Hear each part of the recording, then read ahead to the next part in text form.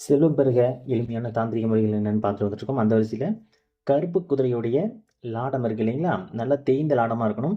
அந்த லாடத்தை கருப்பு நிற துணியில் கட்டி பணம் வைக்கக்கூடிய இடத்துல நீங்கள் வச்சுட்டு வரணும். பணம் வைக்கக்கூடிய பீரோலையோ அல்லது லாக்கர் அந்த மாதிரி ஏதாவது இடங்கள்ல வச்சுட்டு வந்தீங்க அப்படின்னா பணம் அப்படிங்கிறது உங்களுக்கு சேர்ந்துக்கிட்டே இருக்க ஆரம்பிக்கும். திங்கட்கிழமை அன்னைக்கு என்ன பண்ணுறீங்க அப்படின்னா கோதுமை மாவில் சப்பாத்தி அல்லது பூரி ரெண்டில் ஏதாவது உங்களுக்கு எது சௌகரியமோ அதை செய்யலாம். வெல்லம் கலந்து சுடணும். சரிங்களா?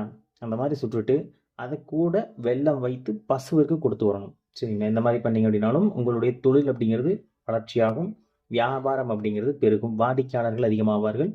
தொழிலில் ஏதாவது சின்ன சின்ன பிரச்சனைகள் இருந்தாலும் 100% 3 நாளில் உங்களுக்கு விலகுவதை கண்கூட பார்க்கலாம். அதே போல் வியாழக்கிழமை அன்னைக்கு என்ன பண்ணுறீங்க அப்படின்னா ஏதாவது கோயில்கள் அன்னதானம் செய்கிறாங்க அப்படின்னா அங்கே கடுகு வாங்கி கொடுக்கலாம். வியாழக்கிழமை அன்னைக்கு செய்யணும். அந்த மாதிரி செஞ்சீங்க அப்படின்னா தொழில் தடை அப்படிங்கிறது நீங்கும். 100% உங்களுக்கு செல்வ வளம் அப்படிங்கிறது உங்களை தேடி வருவதை பார்க்கலாம்.